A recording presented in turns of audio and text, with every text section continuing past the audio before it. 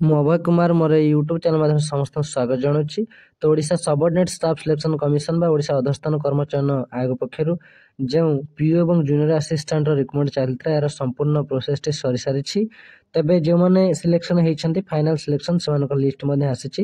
ତେବେ ଇଏ ହେଉଛି 9 ଫେବୃଆରୀ 2024ରେ ଆସିଥିବା ଏକ ନୋଟିସ୍ ଯେଉଁଥିରେ କି ଏଠି ସ୍ପଷ୍ଟ ମେନ୍ସନ୍ ଅଛି କି publication of provisional result for recruitment to the post of junior assistant and PO under CRE 2023 for Malkanagiri district। तो ये जो सिलेक्शन लिस्ट ଅଛି ସେ ମାଲକାନଗିରି डिस्ट्रिक्ट ପିଲାମାନଙ୍କ ପାଇଁ ଆସିଛି। ତ ଯେଉଁ ଏ ଡିଷ୍ଟ୍ରିକ୍ଟ ଯେଉଁ ପିଲାମାନେ ସିଲେକ୍ସନ୍ ହେଇଛନ୍ତି ସେମାନଙ୍କର ଲିଷ୍ଟ ଆସିଛି ବା ମେରିଟ୍ ଆସିଛି।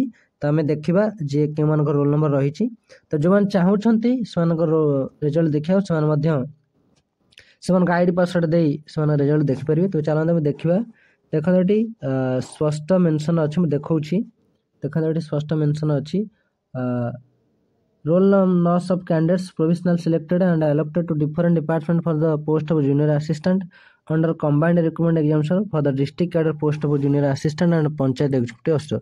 तो ये जो रोल नंबर सब रही है जूनियर आसिस्टांट सिलेक्शन होती जमी ये गोटे रोल नंबर रही देखो यहाँ register cooperative society Malkangiri under से अच्छा जूनियर आसिस्टांट पदवी।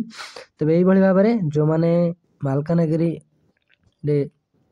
डिस्ट्रिक्ट वाइज आसुँच जो अप्लाई करते तो से देखिपारे से रिजल्ट देखु ये स्पष्ट सब देती जो मान रिजल्ट आसी देखो ये गोटे कथा लिखाई office of the collector and district magistrate Malkangiri आंकरी अंडर जो मैंने भी जूनियर आसिस्टांट भाई रही से रोल नंबर देखो बहुत सारा रोल नंबर अच्छा।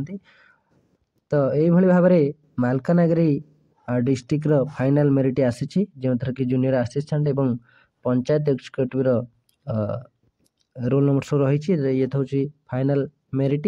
तो जो मैंने चाहूँ देखो से OTPS वेबसाइट जाए ये पीडीएफ डाउनलोड करें सेमती आ गए कथा लिखाई जे ये लिखाई आनेक्स 2 रे जे roll nos of candidates provisional selected and allocated for the post of panchayat executive officer under combined recruitment examination for the district cadre post of junior assistant and panchayat executive officer. तो ये पीओ लिस्ट अच्छी panchayat executive officer जो मैंने PO selection होती से सब merit अच्छी roll number अच्छी। तो जो मैंने चाहूँ देखा निहाती देखिपारे देखूँ बहुत सारा रोल नंबर रही। तेज यही भाव में इनफर्मेशन आसी Odisha subordinate staff selection commission पक्षर। तो ये हूँ फाइनाल रिजल्ट मालकानगिरी डिस्ट्रिक्ट जो मैंने पीओ और जूनियर असिस्टेंट एग्जाम सफलतार सहित क्लीयर कर समस्त कार्य सारी तो से मेरिट आसी। तो आशा कर निहाती भिडियोटी भल लगी शेष पर्यटन देखि समस्त धन्यवाद।